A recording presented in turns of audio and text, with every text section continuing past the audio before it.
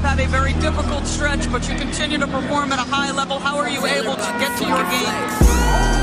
Basketball, when I'm on the court.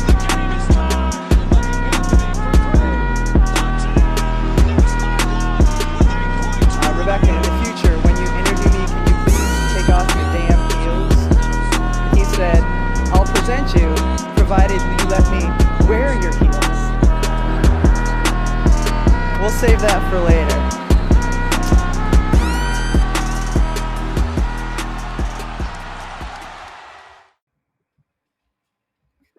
Boa tarde, bom dia, boa noite para você que nos ouve. Mais uma sexta-feira com o NBA das Minas. Hoje é dia 8, Dia Internacional das Mulheres, e cá estou eu, né, para representar essa força-tarefa, porque Drica, apesar de ser Dia das Mulheres, não recebeu uma folga, está trabalhando, está cobrindo todos os eventos de futsal, participando de todos os jogos, entrando ao vivo em todas as transmissões. Então, se você é de Joinville do Sul, aí de Santa Catarina, liga a TV que você vai ver a Drica. Hoje, infelizmente, ela não nos agraciará com sua presença, mas fica aqui um beijo e a torcida também pro Joinville vencendo o futsal e ela terminar a noite de hoje um pouco mais feliz. Mas eu trouxe um reforço de peso, diga-se de passagem, e como promessa é dívida, eu prometi lá no YouTube, lá no Live Basketball, que ele viria. Aqui está, Lucas Davi. Muito prazer ter você aqui novamente, Lucas. Eu que agradeço o convite prometido, né? A promessa cumprida, agradeço demais. Gosto muito do NBA das Minas, é sempre um prazer estar aqui. É sempre um prazer falar de basquete. Sempre um prazer. E aí, vocês vão me perguntar, mas Agatha, você trouxe o Lucas aqui para falar de Clippers? Sim, é óbvio. Mas a gente não vai começar pelo Clippers, fica aí um plot twist. E antes de mais nada, Lucas, faz seu jabá, conta pro pessoal onde você está, até porque o senhor aparece diariamente para falar com as pessoas, né? É verdade. Diariamente, todos os dias, de segunda a sexta, às 10 horas da manhã, no Live Basketball BR, vai ao ar o Bola ao Alto, ao vivaço. É um programa para a gente comentar não só a rodada, mas também notícias, comentar o que é que a imprensa está repercutindo ao redor da NBA e, por que não, também do basquete, né? A gente teve Bola ao Alto especial do lançamento da LBF, já tivemos entrevista no Bola ao Alto, entrevistei o Vitor Galvani, assistente técnico da Seleção Brasileira e do Capitanes da G-League. Então, Bola ao Alto aí, segunda a sexta, às 10 da manhã, no Live Basketball BR. Programa muito bom para você que consegue ligar o YouTube aí no trabalho, né? Ou faz um home office. É tipo assim, na minha visão, Lucas, você, para mim, é a Ana Maria Braga aí dos basqueteiros, né? É o mais já você do ouvi. basquete, não Eu tem já ouvi. como. Eu tô começando a pensar em fazer o programa tomando café da manhã, né? Já que estão me dando essa fama de Ana Maria Braga do basquete, eu vou fazer o programa tomando um café, comendo um pão de queijo, sabe? E outra coisa também é que o Bola ao Alto, já que você falou aí, né, eu torço pro Clippers, ele tem um quê de live do Casimiro quando o Vasco perde. Se o Clippers perde, o povo vai lá ver a minha desgraça. É o que dá audiência, né? Eu tava lá essa semana ou semana passada? Já nem me Semana lembro mais. passada. Semana passada. Estava por lá semana passada, você foi chamado de comédia, né? Infelizmente, Ao por ter dito vivaço. ao vivaço, por ter dito Tudo isso porque eu coloquei fatos na tela. exato, por ter apenas mostrado o prognóstico positivo do Clippers contra o Lakers nos últimos anos, né? Tudo bem que foi depois de uma derrota do Clippers nessa situação, mas gostaria de pontuar aqui que eu não te acho um comédia, tá, Lucas? Ah, muito obrigado. Você, depois da Ana Maria Braga, é a pessoa que eu mais gosto de ver pelas manhãs aí na minha Olha telinha, aí, tá? hein? Olha aí. Muito obrigado, viu? Pela De audiência. nada, de nada. Ana Maria Braga que também é outra fã de basquete, né? Se você ver as coisas, Sim, estão muito inclusive ligadas. vive grande fase na NBA, né? Vive Está grande fase. atacando nas duas costas. No Quase leste, no beijou o oeste. Spike, inclusive, né, essa semana. Sim, É, é. ela é uma pessoa interessantíssima, né? São muitas camadas ali. Primeiro ela deu em cima do Tatum, aí depois ela foi assistir o jogo do Lakers. Inclusive, eu falei da Nájila aquele dia, né? que a Nájila Sim, tinha ido no show. Que a Nájila tinha ido no jogo do Lakers. E, inclusive, ela encontrou com a Ana Maria Braga naquele jogo e postou fotinha. eu vi a foto da Nájila com a Ana Maria Braga. Tem gente que é muito sortuda, né? Vai em um jogo e é o jogo mais magnífico da história, mas ainda encontra Ana Maria Braga por lá. Maravilhoso. Eu sou muito fã de Ana Maria Braga e da Nájila. Do Lakers não posso dizer a mesma coisa. E, felizmente, ele também não é assunto aqui hoje, né? Talvez nos comentários desse vídeo, Lucas, me chamem de comédia por eu estar falando isso. Veremos, né? Será? Não, não é Será? possível. Será? Eu acho que pode acontecer, viu? Mas também tá tudo bem se acontecer. Hoje a gente vai falar um pouco do topo da tabela, porque playoffs estão batendo na porta, inclusive Celtics já muito bem classificado, né? E para os playoffs, o primeiro time, por óbvio, apenas 14 derrotas. Mas quando a gente olha para o lado do Oeste, também não tá muito ruim, né? A gente ainda tem dois times no Oeste que perderam menos de 20 jogos, um time que perdeu apenas 20 e outro com 21. Então, assim, isso antes da gente chegar nos outros times do leste. Então, o Oeste, como eu gosto de chamar o Velho Oeste, está mais acirrado do que nunca. Você se lembra, Lucas, a última vez em que a tabela desses 4 primeiros colocados aí esteve tão acirrada nesse nível assim de troca de lideranças e de fato a gente não sabe o que vai acontecer por ali, né? Assim, do jeito que tá esse ano, com 4 times disputando vitória a vitória, não. Porque normalmente o que acontece, né, o que a gente pelo menos é mais acostumado é ou um time desgarra, como era o Phoenix Suns de outros anos, o Utah Jazz, ou 2 times ficam brigando entre primeiro e segundo, e aí depois tem uma briga ali de terceiro e quarto, e no máximo uma briga de quarto e quinto. Do jeito que tá esse ano, eu não tenho lembrança, porque eu acho que a diferença o Clippers, que é o quarto colocado, tá 3 jogos atrás do Timberwolves. Claro, tem cada vez menos partidas a serem disputadas, né? O Clippers falta 21 jogos, só que dentro dessa temporada da NBA que acontece cada coisa maluca, tipo o Warriors ganha do Bucks num dia e perde do Bulls no outro, 3 jogos ainda é uma distância curta, né? Então, eu não tenho nenhuma lembrança, eu não consigo puxar da memória de um leste, ou de um oeste, tão disputado, tão briga de foice no escuro. O que me deixa feliz e preocupada, né? Eu gosto de ver novos times. É óbvio que a gente tem ali o atual campeão, né? O Nuggets, mas a gente falou isso também na live, né? Que a gente fez. É uma passada de bastão. Esses últimos anos são anos transitórios para muitos times, muitos jogadores, inclusive. A gente tá vendo grandes forças emergirem aí debaixo da terra. Uma força que emerge também é o Timberwolves, né? O lobo vem uivando aí e comendo muitas coisas pelo caminho. Mas nessa semana, mais especificamente ontem, a gente recebeu a notícia de que o Karl Anthony Towns se lesionou, né? E não só se lesionou, mas como rompeu o menisco. Coisa que não é rápida de ser resolvida, não é simples e, na maioria das vezes, requer cirurgia. A gente ainda não tem informações mais profundas acerca do caso, mas acho que é até seguro dizer que ele não volta mais, pelo menos até os playoffs, e eu, na minha concepção, acredito que não volta mais até a próxima temporada, né, Lucas? O que você pensa dessa lesão? A notícia do Karl Anthony Towns saiu, inclusive, durante o Bola ao Alto, né, logo cedo, na manhã de ontem, e de noite, já acompanhando a rodada da NBA, enquanto o Wolves jogava, o Karl Anthony Towns estava sendo submetido a um procedimento cirúrgico, né, para reparar esse rompimento no menisco do joelho esquerdo. A notícia que o Adrian Wojnarowski trouxe é que ele vai ser reavaliado em um mês.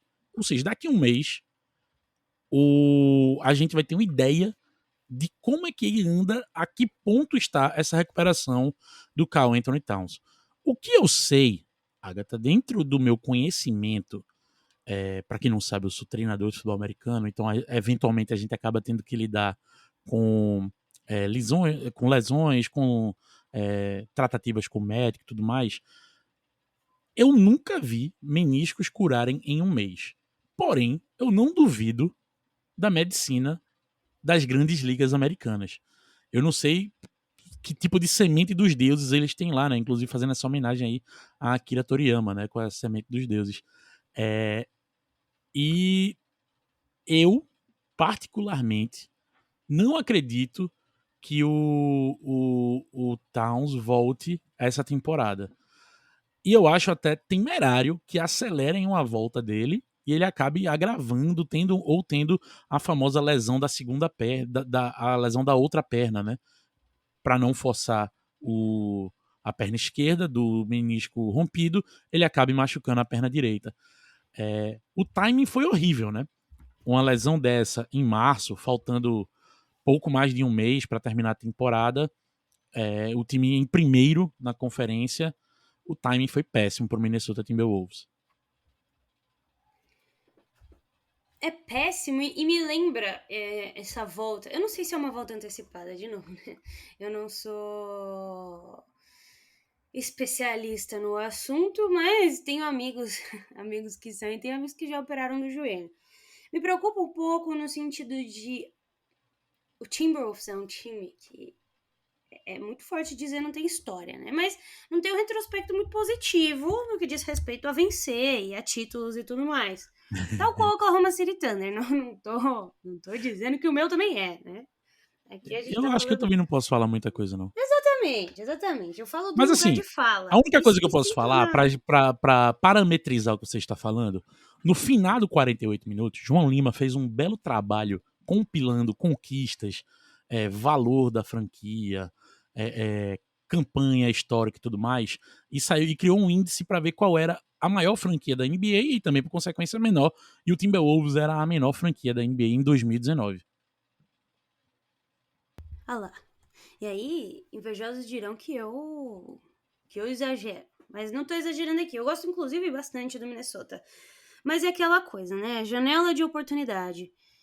Por quanto tempo a janela de oportunidade no Minnesota Timberwolves vai existir nessas condições, né? A gente tá falando de um time que tá liderando a Conferência Oeste, numa conferência absurdamente competitiva e difícil. De certo que o Karl Anthony Towns não tá fazendo a melhor temporada da carreira dele. Não é a melhor temporada da carreira em pontos, não é a melhor temporada da carreira em rebotes, nem em assistências, mas é a melhor temporada da carreira em porcentagem de 3 pontos. Se isso acalenta o coração de alguns. Mas, de qualquer forma, é um jogador essencial. São 32 minutos por jogo, 50% de field goal e 42% da linha de 3, que é seu career high em termos de 3 pontos. Inclusive, Karl Anthony Towns se auto-intitulou, né, como o melhor pivô chutador aí da história da NBA e continua se excedendo aí, né, melhorando os seus números diante dessa estatística da qual ele pegou para si, né, ele se auto-intitulou. Mas é um jogador importantíssimo, foi pro All-Star Game esse ano, seu quarto All-Star Game, inclusive é uma peça, especialmente olhando pro garrafão do Wolves, é importante dentro do volume ofensivo desse time, né? É óbvio que ainda te sobra Gobert, te sobra provavelmente o cara que vai ganhar o defensor do ano, o cara que pode fazer o melhor trabalho possível dentro do garrafão de defesa, mas que no ataque a gente sabe e já cansou de assistir, e ele também não faz questão de ser outra coisa, não é o jogador que vai contribuir pro ataque. Isso é óbvio. Eu queria de você, Lucas, um prognóstico aí. O que o Timberwolves perde com o Karl Anthony Towns fora? O Timberwolves ele perde muito no espaçamento de quadra, né? Afinal, você acabou de falar. O cara que se auto-intitula o melhor pivô chutador da história está tendo a melhor temporada da carreira arremessando a bola, então perde muito no espaçamento, né? Perde muito no poder de atacar a cesta à distância e no poder de abrir defesas, né? O Timberwolves, para mim, ele tem um problema que não conseguiram resolver na deadline, que é de outros arremessadores, para além do Towns, né? Eu confesso que me permiti sonhar com um Sasha Vezenkov da vida, alguém que ajude a dar uma cadenciada no jogo do Wolves e a melhorar esse jogo de meia quadra. E a perda do Towns só piora esse aspecto. Uma coisa que eu gostei de ver do Timberwolves ontem, né, no jogo contra o Indiana Pacers, é que o Anthony Edwards aparentemente não sentiu nenhuma grama de peso na hora de ser o time dele, né, de ser o time do Edwards. E uma coisa que eu definitivamente não gostei foi de ver o Kyle Anderson de titular, o Slow-Mo Anderson de titular, porque aí você tá usando o Rudy Gobert na 5, o Kyle Anderson na 4, e assim, eu não consigo pensar numa dupla de jogadores que sirva mais como uma âncora para um time como esses dois. O Wolves já é um time que joga muito lento, né? É o 25º da NBA em ritmo, né? Em quantidade de posses jogadas por partidas. Joga apenas 97 posses por partida. E o meu maior prognóstico, e aí eu não sei se é um prognóstico, se é uma torcida ou se sei lá, se é apenas a ordem natural das coisas. Eu espero e eu quero ver o comportamento, Agatha, do Naz Reid. Eu quero ver como é que o Naz Reid vai se comportar, porque ele é um cara que tem condição de atacar de longe. O Naz Reid chuta 40% para 3 pontos, né? E não é num volume patético, né? Ou num volume irrelevante. Ele chuta mais de 4 bolas por jogo, né? Para ser exato, 4,6. Então, o Naz Reid, para mim, ele um dos concorrentes, na verdade, dos grandes não, um dos concorrentes ao prêmio de sexto homem do ano, para mim, ele é quem tem que dar esse step up. O Naz Reid é quem tem que bater no peito e dizer, beleza, sem Towns, sem problema, eu tô aqui. Eu vou ajudar esse time a se sustentar enquanto o Towns está fora. Porque hoje, inclusive hoje no Bola Alto de sexta-feira, a gente tava dando uma olhada no calendário do Timberwolves, levando em consideração a previsão que eles deram, né, de um mês aí para o Karl Anthony Towns. O calendário do mês de março do Timberwolves é muito duro, tá? É muito duro. A gente tá falando de hoje pegar o Cleveland em Cleveland, depois tem Lakers em Los Angeles, tem Clippers em Los Angeles, aí tem um intervalo de 3 dias de joga 2 vezes contra o Jazz em Salt Lake City, e depois desse segundo jogo contra o Jazz é um back-to-back com o Denver Nuggets. Então assim, volta a jogar com Cleveland, tem Golden State Warriors, tem rodada bônus do Detroit Pistons, só que aí depois tem Nuggets em Denver e fecha o mês jogando contra o Chicago. O Chicago que é um time que está abaixo do Wolves, mas é um time que está roubando vitórias quando a gente não imagina que ele é capaz de roubar, né? Então assim, esse mês de março pro Timberwolves, ele é muito duro, ele é muito pesado. E aí, o que eu acho, aí já tentando puxar para um prognóstico para fechar minha resposta, eu acho que se o Wolves sobreviver ao mês de março, o Wolves tem 44 vitórias. Se o Wolves chegar às 50 vitórias agora no mês de março e a previsão do Towns for cumprida, ele voltar aí para o começo de abril, né? Em abril o Wolves tem mais 8 jogos para fechar a temporada. A gente tá falando de um time que chega em outro nível de hype, tá?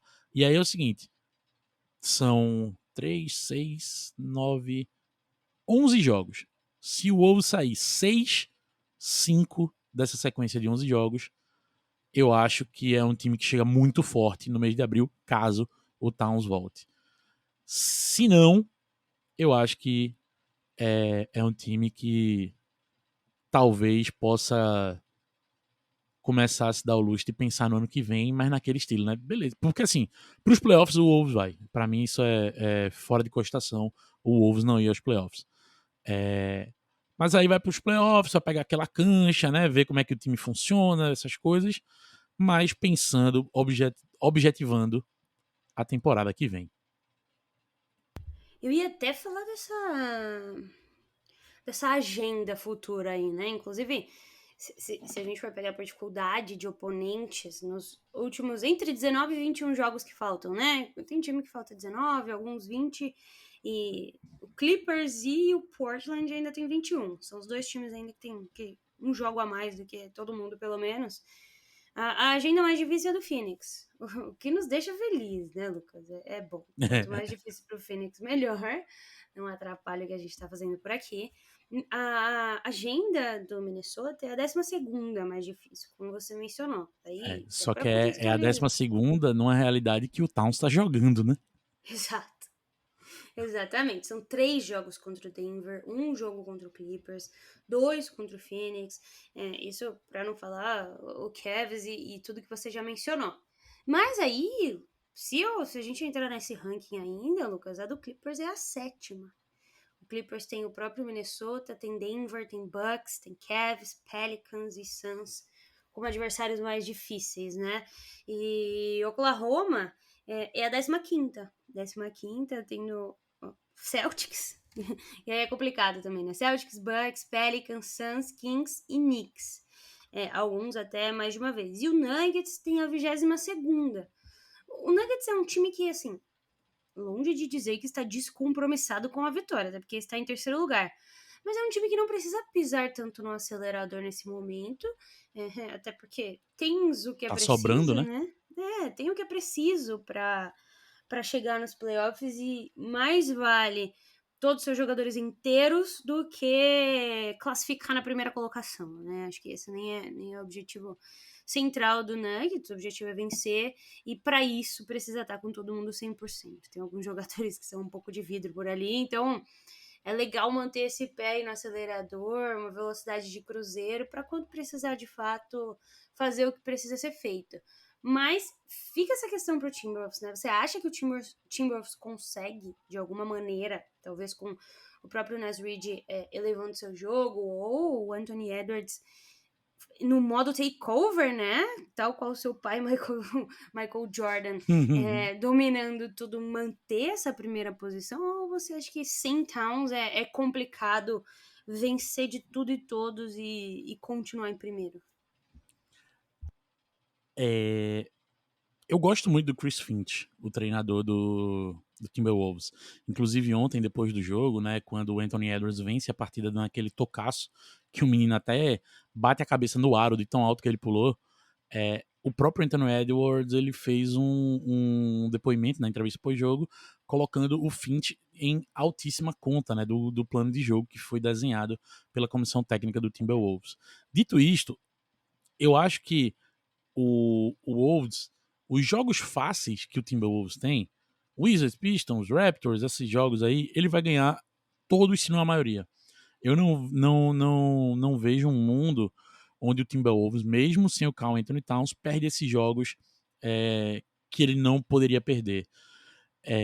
A gente vai ver, talvez, onde a giripoca vai piar, nos jogos contra os times que estão ali pelo play-in, né?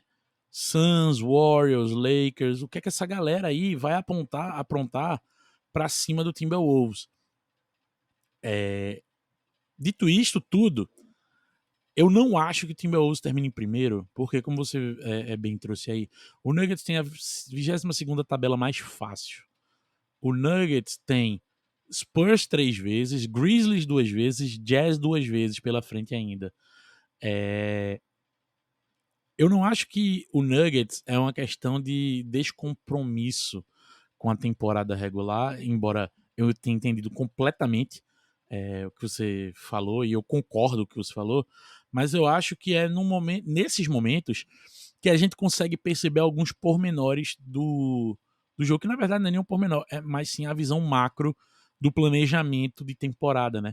A gente tá vendo um Nuggets crescendo à medida que os playoffs vão chegando e à medida que a tabela deles vai ficando mais fácil. O Nuggets passeou aí pela terceira, quarta, quinta posição o ano inteiro, só que hoje, para mim, é o time mais sólido do Oeste para atacar essa primeira posição E pra mim é tipo assim, o Nuggets vai atacar e quando ele pegar, ele não vai largar. A gente vai ver Denver Nuggets em primeiro no Oeste, da hora que eles pegarem a primeira posição até o último dia de temporada regular. É aquela coisa do Tour de France, né?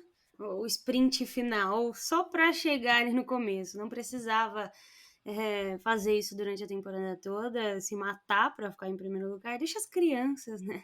E aí depois o Jokic vem para terminar a temporada, sair de férias, que é o que ele gosta de fazer, mas também gosta de sair de férias vencendo.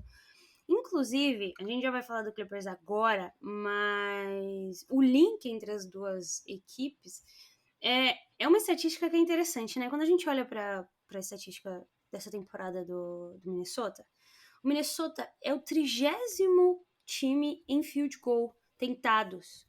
É o time que menos tenta chutes e tá aí na Sim. liderança porque também é o 9º time com mais field goals feitos. E o Clippers tem uma situação parecida, né? É o 26º em tentativas de arremesso, mas é o 6º em conversão, tá convertendo aí 49%, é um absurdo.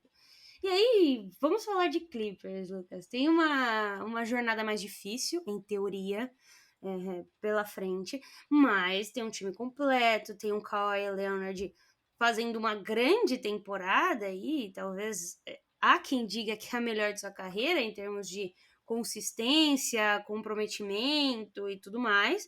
E é outro jogador que a gente sabe que navega em velocidade de cruzeiro, né? Se Kawhi Leonard estivesse dando tudo de si desde o início da temporada, das duas, uma. Ou ele estaria sendo MVP, ou talvez tivesse se lesionado por alguma besteira. Mas acho que Clippers e Kawhi estão seguindo a lógica correta. Faz o que precisa ser feito agora e depois dar aquele passo além para de fato ser campeão, né? Fazer o que o Clippers nunca fez.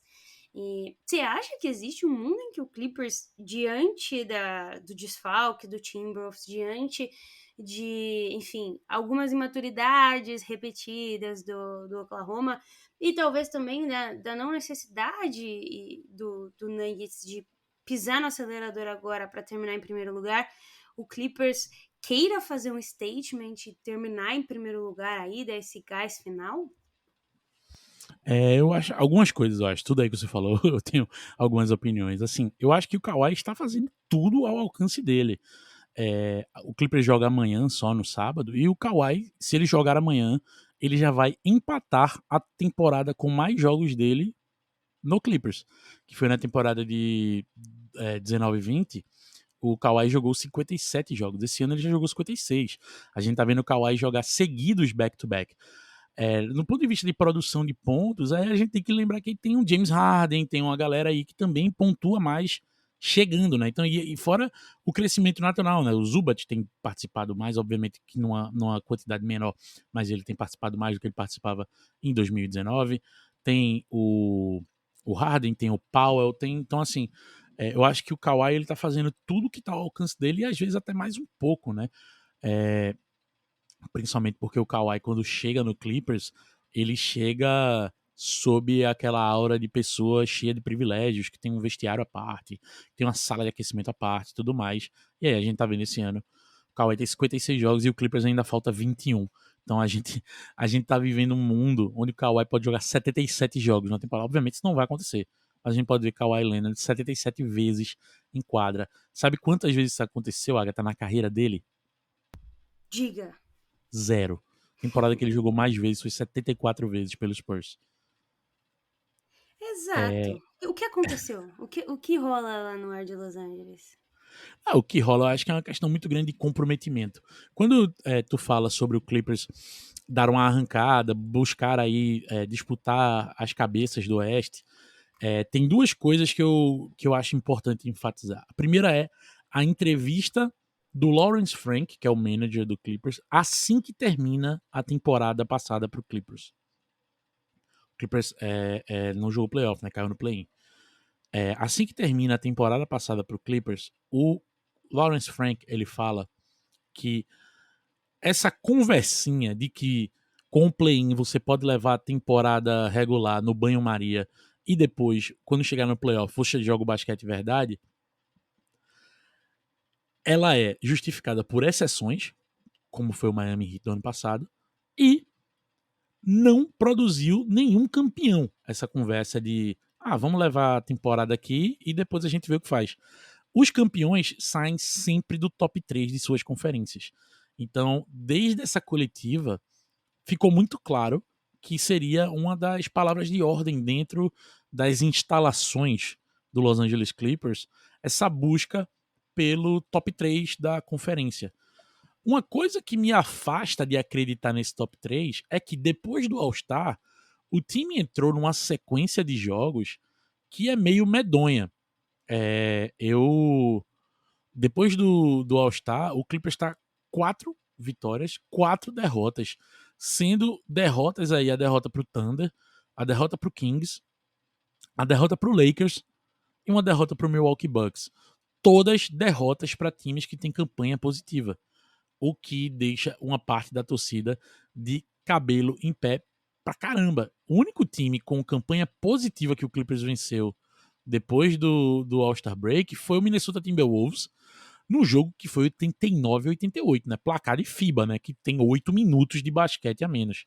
Então, assim, o Clippers pós-All-Star é um time que eu entendo e eu sei que o objetivo da organização é que o time esteja no top 3, mas dentro de quadra, a gente tá vendo um Clippers praticando um basquete muito confuso. E quando eu digo muito confuso, é por todos os pontos de vista possíveis. O PJ Tucker, que não faz ponto desde novembro, voltou a ter minutos na rotação. A gente vê aí o Clippers perder o Russell Westbrook, quebrou a mão num lance de jogo, completamente normal. Aí a gente vê o Tyronn Lue, que tem umas ideias assim de usar uns quintetos que eu não entendo. Como, por exemplo, a escolha dele de fechar o jogo contra o Milwaukee Bucks jogando com 3 armadores e 2 alas. E aí a gente viu o Bob Portis virar Shaquille O'Neal para cima do Terrence Mann, para cima do Amir Coffey e para cima até do próprio Kawhi. Querendo ou não, Bob Portis ele tem uma imposição física, né, sobre o Kawhi Leonard. Então, assim, tudo isso acontece. E aí, quando a gente vai para as coletivas, vai para a hora que a gente quer ouvir o que é que o time tem para falar, normalmente o que o time tem para falar é assumir os erros, assumir que precisa treinar mais. Sim, rolou essa. Que o time tem que treinar mais, que o time tem que voltar a se entender dentro de quadra. Então, assim, por mais que eu ache que esse é o ano, porque Heitor Facini me convenceu que se não for esse ano, não é nunca mais. O basquete que o Clippers vem praticando nesse começo do mês de março, final de fevereiro aí, é um pouco temerário. Eu espero, conto com uma melhora aí do basquete do time coletivamente, né? Principalmente na questão de rebote. Espero que o Zubac fique saudável de uma vez por todas, porque o homem já teve gripe, febre. Aí no jogo passado ele estava passando mal também, tanto que ele no jogo contra o Rockets, tanto que ele jogou pouquíssimos minutos, quem jogou mais foi o Plumlee. Eu espero que o Zubac fique bem. Espero que o Tyronn Lue reencontre o estilo do Clippers de jogar. E aí, nessa próxima semana, o Clippers tem a mesma sequência que o Warriors teve agora, o Clippers tem invertida. Então o Clippers tem um back-to-back com o Chicago e o Bucks. Começa com o Chicago, termina com o Bucks, ao contrário do Warriors, que começou com o Bucks, terminou com o Chicago. Sábado e domingo, Clippers e Bulls, Clippers e Bucks. Se vencer esses dois, Agatha, aí eu boto mais R$1 de confiança de que dá para atacar as 2 primeiras posições. A terceira posição eu acho que é seguro dizer que o Clippers vai atacar. Eu acho que ou essa é a única janela de oportunidade, é muito tempo, né, Lucas? Se o Clippers existir aí mais 60 anos, talvez dê algum outro momento. Mas eu acho Não, que pra assim, esse em que time... pese o fato de que, óbvio, tem todo o exagero por trás disso, né? E aí, a narrativa da temporada também não vai ajudando em nada, né? O Paul George nessa novela do renova ou não renova, o Harden falando que quer renovar, o Kawhi já renovou, tem alguns contratos garantidos para o ano que vem, mas nessa novela aí a gente fica sem entender o que é que vai ser o Clippers a partir do ano que vem com a sua nova arena, tá? E olha, falando em nova arena, depois a gente fala sobre isso. Hoje, olhando para esse Clippers, é o. Além do Suns, né, que não deu certo. Acho que esse Clippers vem para tirar um pouco da narrativa de que super times, times montados, não funcionam, né? E talvez essa seja, de fato, a última tentativa desse time. Porque, enfim, trouxe Kawhi, trouxe Paul George, trouxe Russell, trouxe James Harden. É um catadão de grandes estrelas, muitas que inclusive já foram MVP, já foram defensive players, já lideraram muitas estatísticas, e assim, dentre essas 4 que eu mencionei, apenas Kawhi tem título, né? Então, existe uma motivação extra por trás desses jogadores que já não são mais crianças, né? Já estão aí da Sim. metade para o final da sua carreira, de vencer enquanto podem. E aí você olha para a tabela, James Harden olha para a tabela, Russell Westbrook olha para a tabela, Paul George olha para a tabela e se pergunta, né, por quanto tempo mais eu consigo parar os jovens? Porque vem aí Anthony Edwards, vem Shai Gilgeous-Alexander, vem já também o Wembanyama, é uma série de jogadores que serão mais jovens, terão muito mais tempo para vencer, mas que querem vencer agora. Isso é um fator muito importante, né? Que querem e estão vendo cada vez mais condições para vencer. Para mim, o Clippers não venceu até agora, eu digo, esse time, né? É óbvio que grande parte disso é por causa das lesões. As lesões comprometeram e muito qualquer chance que esse time tinha, mas também muito por conta da mentalidade, né? Eu acho que quando a gente vê finalmente um James Harden com a mentalidade correta, um James Harden jogando pro time, ficando mais quieto, né? Se entregando de fato pro coletivo. Por que você está em falando prol assim do de- sistema? em prol de vencer, né, Lucas? Você vê um outro time. É o mesmo Clippers, mas é uma outra postura, é um outro comprometimento. Sim. E é O por próprio isso que eu Westbrook, né, acredito. Agatha, que toma aquela atitude de vir do banco, né? Mas Russell Westbrook, santo, né? Sim, Canonizado sim. após a morte dele, Inocente, tá? Importante dizer, sempre foi e inocente. sempre será. Nunca foi problema de nenhum dos lugares, muito pelo contrário. E sempre foi um jogador muito altruísta, né? E eu acho que, não sei se você concorda, essa atitude talvez do Russell Westbrook tenha colocado na cabeça desses outros jogadores que sempre foram muito voltados para si, né, egoístas de certa forma, em beleza, se o cara é capaz de fazer isso, um MVP, líder de diversos recordes que talvez nunca mais serão batidos, a gente também tem que abaixar a cabeça e pensar num coletivo, porque ou a gente vence agora ou a gente não vence nunca mais, né?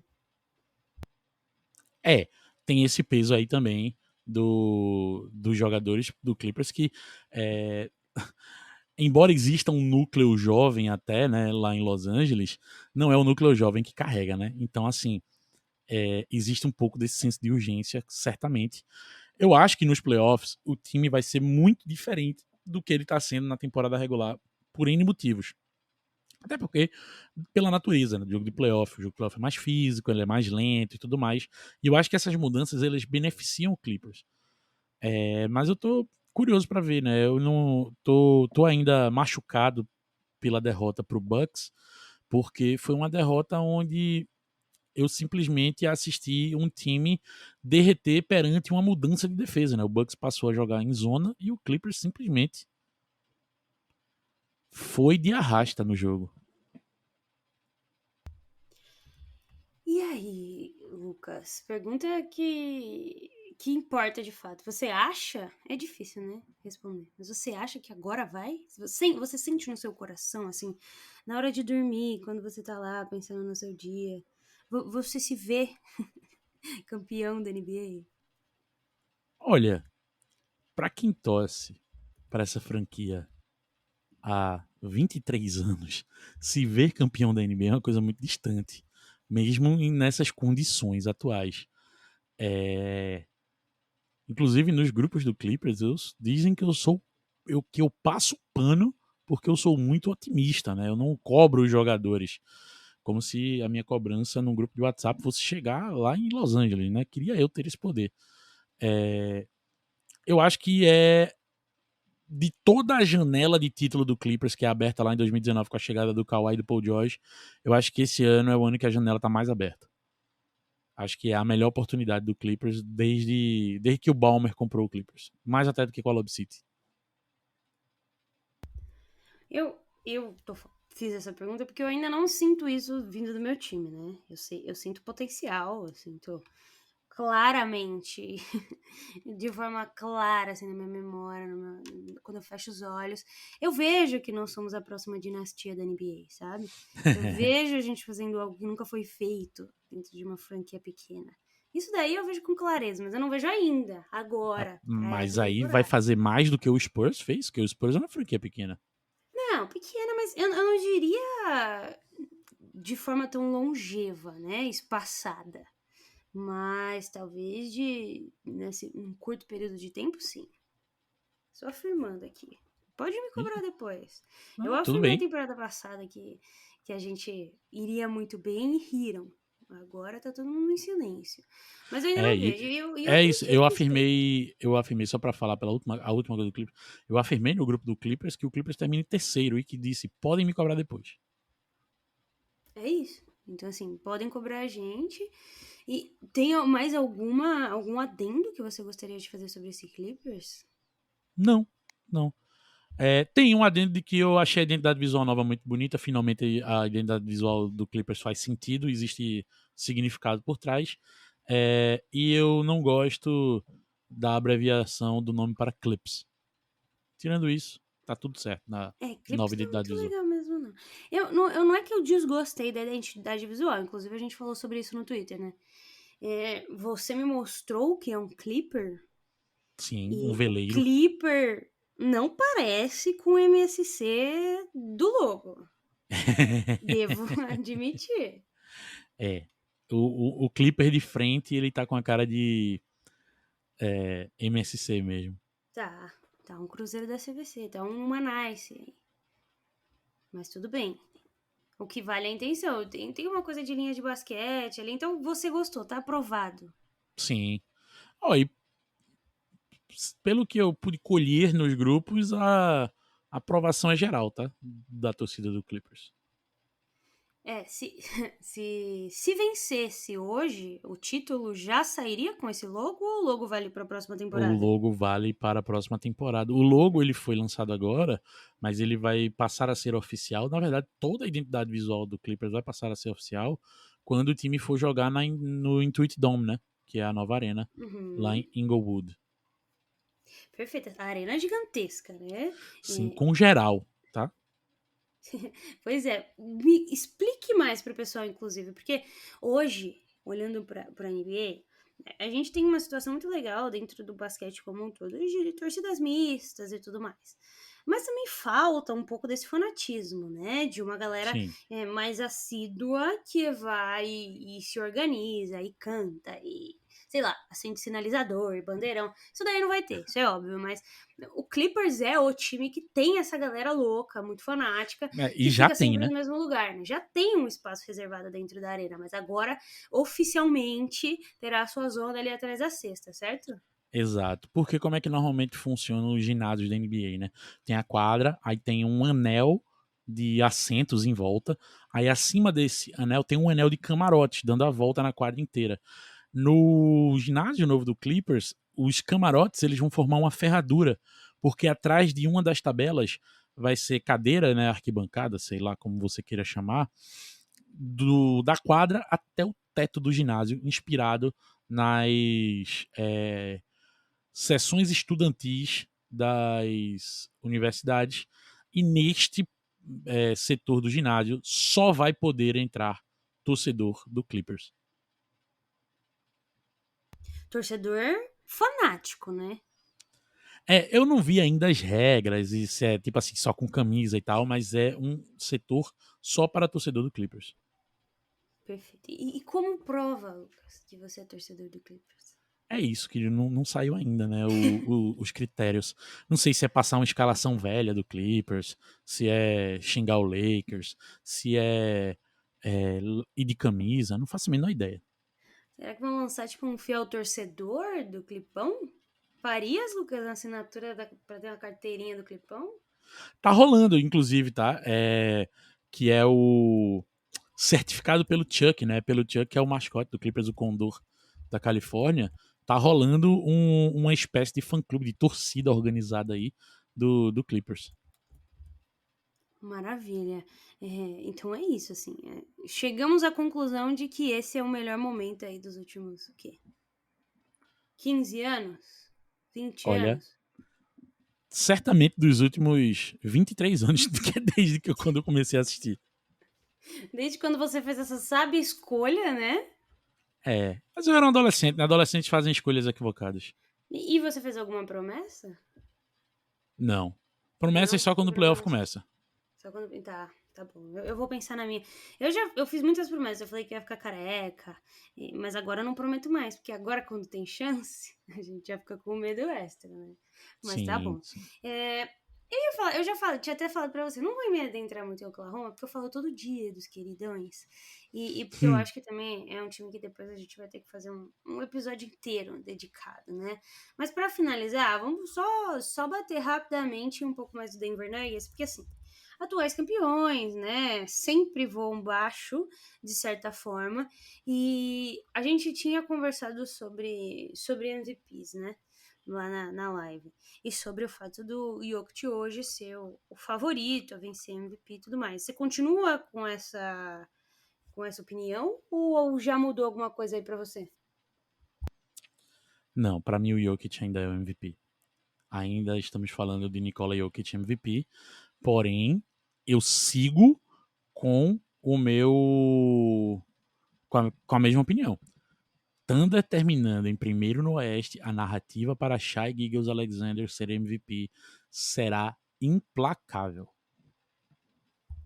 Seria muito bom. Eu ficaria bastante feliz e realizada. E, bom, é um time que manteve suas principais peças. É um time que não se envolveu em nenhum escândalo, em nada mais expressivo. Um time que não sofreu com lesões. O próprio Jokic, né? Se você puxar lesões do Jokic, quase não tem. É um Não. cara que não Se tem cuida muito, né?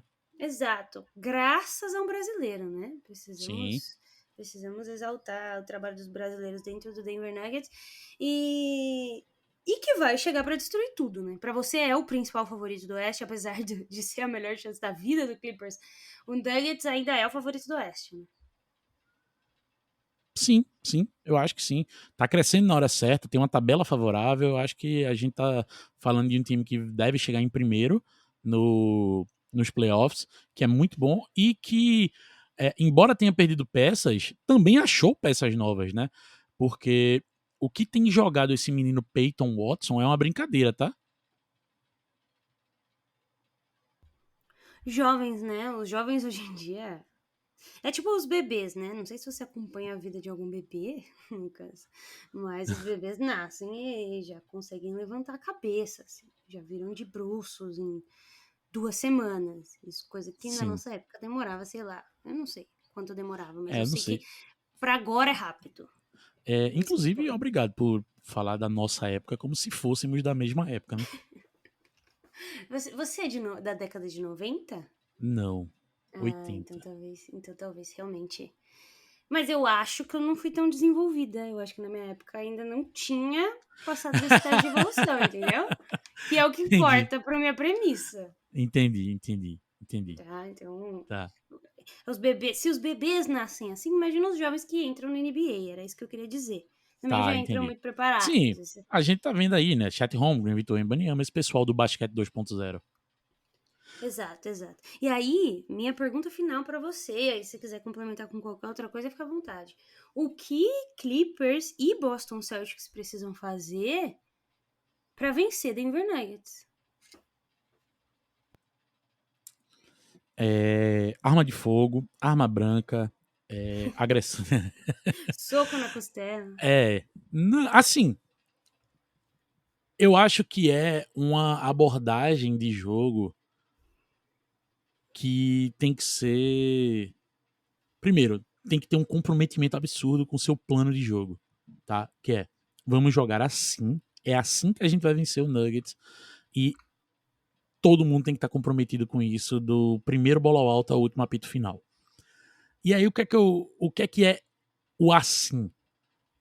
Eu, mero cagador de regra, nem comentarista, posso dizer que eu.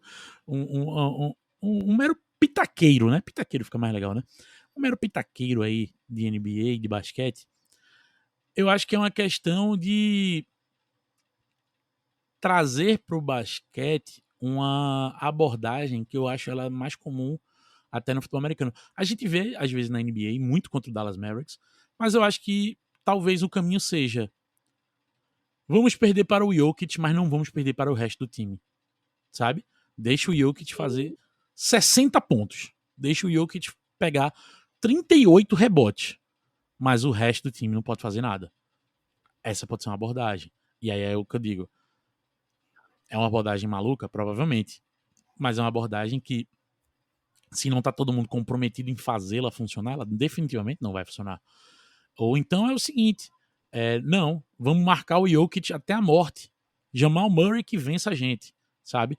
Eu acho que tem algumas decisões que não são fáceis de serem tomadas, porque você vai precisar de mais de um jogador para defender, você vai precisar de um esquema defensivo para defender o time do Nuggets.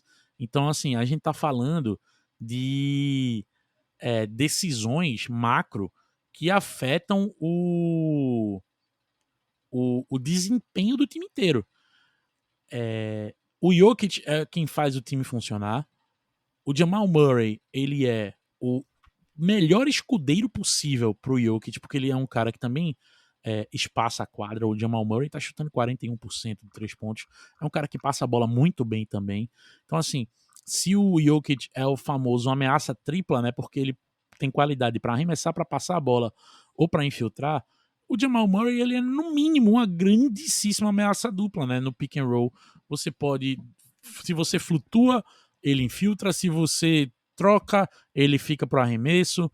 Se você deixa um big em cima dele, ele vai cortar esse cara e vai entrar. Se você deixa um cara do tamanho dele, o Jamal Murray pode cozinhar esse cara e meter uma bola na cara dele. Então, assim, é um time muito difícil. O que certamente vai acontecer, se eu não sei dizer como é que vence, uma coisa pelo menos eu sei dizer: os minutos que Nikola Jokic tirar de descanso vão ser os minutos que os adversários do Denver mais irão investir em tirar ou construir vantagem. Porque hoje é muito difícil você olhar para qualquer time da NBA, qualquer time do Oeste, e pensar, olhar para esse time e pensar com segurança: eu acho que esse time vence 4 vezes o Nuggets numa série de 7 jogos. Existe um mundo. Existe. Não, que existe. Mas tu olha com segurança para os times do Oeste. Esse time certamente vence 4 vezes o Nuggets no espaço de 7 jogos. Eu não tenho essa segurança ainda. Nos playoffs, talvez eu recupere. Eu tive essa segurança no Clippers quando o Clippers fez aquela sequência de 9 vitórias. Hoje eu não É que tenho. pra mim, Lucas, essa questão de vencer nos playoffs, ela ultrapassa muito mais a qualidade do time e permeia pra mim muito mais a questão de adaptação, né? O quão rápido um time consegue se adaptar a um novo estilo de jogo formatado para aquela única partida e o quão rápido você consegue esquecer o que você lembrou para jogar no anterior, né? Para Sim. mim, é assim que se vence um campeonato. Às vezes, eu lembro muito esse último Warriors que venceu. É óbvio que tinha Stephen Curry, tinha muita coisa, mas o Warriors, pra mim, é o supra-sumo disso. É o supra-sumo da adaptabilidade. É saber fazer o que precisa ser feito de um dia para o outro e esquecer o que não funcionou. Se o Clippers conseguir fazer isso, enfim, qualquer outro time conseguir fazer isso diante do Nuggets, né, existe um mundo. E é o que você falou. Vencer um time inacreditável, extra tudo que existe, requer medidas inacreditáveis também, né? E talvez seja isso, fazer com que só o Jokic jogue, só ele não jogue, porque planos convencionais não funcionarão. Isso daí eu posso garantir. Sim. Eu concordo plenamente. isso. Vamos ver o que o futuro nos reserva. Vocês já sabem, né? Tá chegando os playoffs e com os playoffs chegam os episódios diários do NBA das Minas, Lucas. Então, assim, de certo você estará aqui de volta pra gente testar Só todas essas chamar. nossas hipóteses, né? A gente tá nessa fase de hipóteses e depois a gente entra na fase de desespero. E é uma fase boa também. Se desesperar faz parte, é um bom momento. Então, eu queria agradecer mais uma vez você pela sua presença e dizer que para você não ficar tão confortável, não, porque já já estará de volta. Ah, pode chamar, que eu volto. Perfeito, Lucas. Um bom final de semana. Bom final de semana para todos que nos ouvem. Se é o começo da sua semana, um bom começo de semana. E a gente volta já já. É isso.